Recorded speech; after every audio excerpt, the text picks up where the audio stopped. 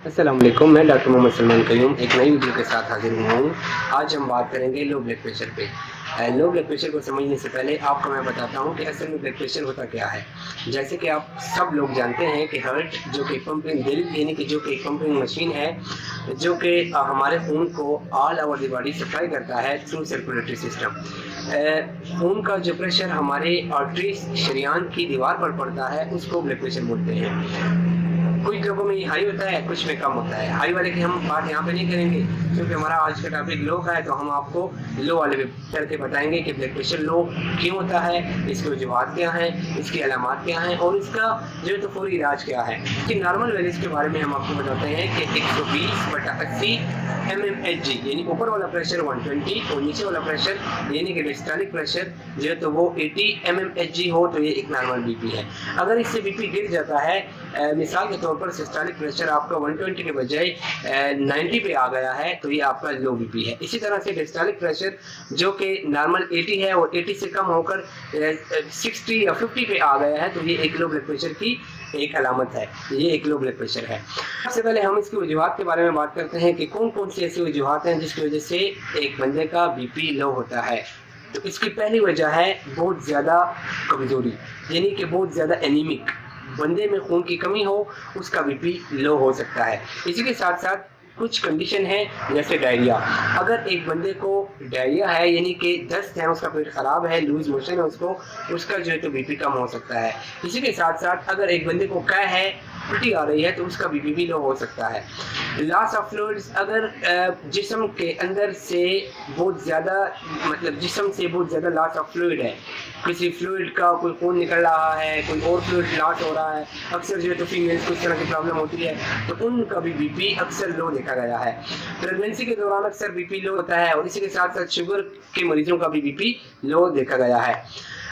लेकिन इसमें कुछ लोग ऐसे भी हैं कि जो कि हाई ब्लड प्रेशर वाले हैं जिनकी गोलियों के मिलीग्राम बहुत ज़्यादा है या जो है तो वो अपनी गोलियां बगैर बीपी चेक किए खाते हैं, यूज़ करते हैं, तो उनका जो है तो बीपी बहुत ज़्यादा गिर जाता है और बहुत ज़्यादा बीपी लो हो जाता है।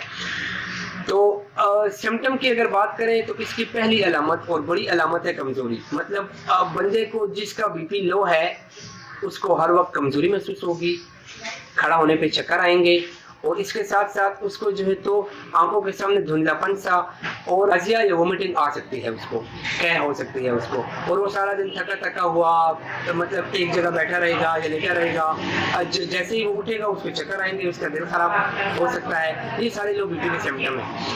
अगर हम ट्रीटमेंट की बात करें कि इसका लो ब्लड प्रेशर का ट्रीटमेंट क्या है, हम कौन सी ऐसी चीज़ खा सकते हैं, घर में मौजूद है उसी वक्त हम कौन सी ऐसी चीज़ खा पी सकते हैं जिसके साथ हमारा बीपी नॉर्मल वैल्यूज पे चला जाएगा।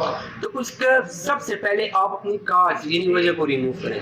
अगर एक बंदे को डायरिया है, उसके जिस्म में पानी की कमी हो गई है तो उसका डायरिया का ट्रीटमेंट करना चाहिए तो उसका बीपी भी नॉर्मल हो जाएगा।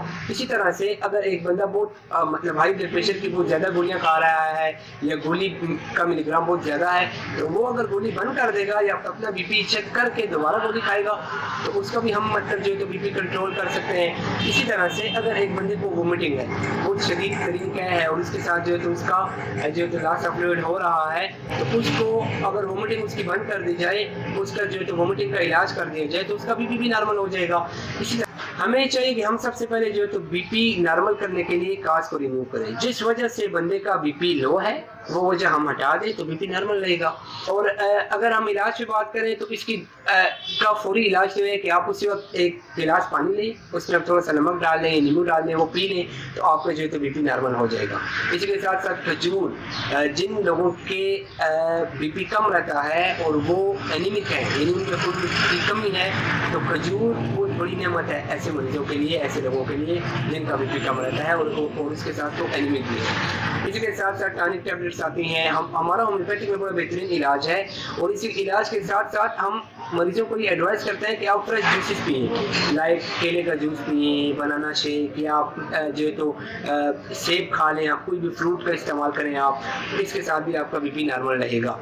और होम्योपैथिक में इसका बेहतरीन इलाज जिनसीमियम 30 में या 200 में इसी वक्त आप एक पुड़िया बना के या ड्राफ्ट्स की फॉर्म में उसको दे दें तो उसी वक्त उसका जो है तो बीपी नॉर्मल हो सकता है। इसी के साथ साथ क्लोरिफास एक ऐसी दवाई है जो कि लो ब्लड प्रेशर वाले मरीजों को यानी कि हाइपोटेंशन, जिनका बीपी लो होता है उसको हम हाइपोटेंशन के साथ लेबल करते हैं। तो जिनको लो ब्लड प्रेशर हाइपोटेंशन की प्रॉब्लम है उनके लिए पहली दवा जिल्सिमियम, दूसरी दवा कैलकेरिया फास्ट और तीसरी दवा कालीफास। कालीफास उन मरीजों के लिए बहुत ज़्यादा मुफीद है जो और थके रहते हैं, जो जहनी काम बहुत ज़्यादा करते हैं सारा दिन, मतलब जो है तो किसी कंप्यूटर के आगे बैठकर काम करते हैं या जो है तो किसी को जहनी वर्क उनका ज़्यादा है, तो उन लोगों के लिए कालीफास 30 में बहुत ज़्यादा मुफीद है। चैनल को like and share and subscribe करना ना भूलिएगा और इसी तरह की हम मज़ीद वीडियोज़ जो है तो आपके लिए लाते रहेंगे।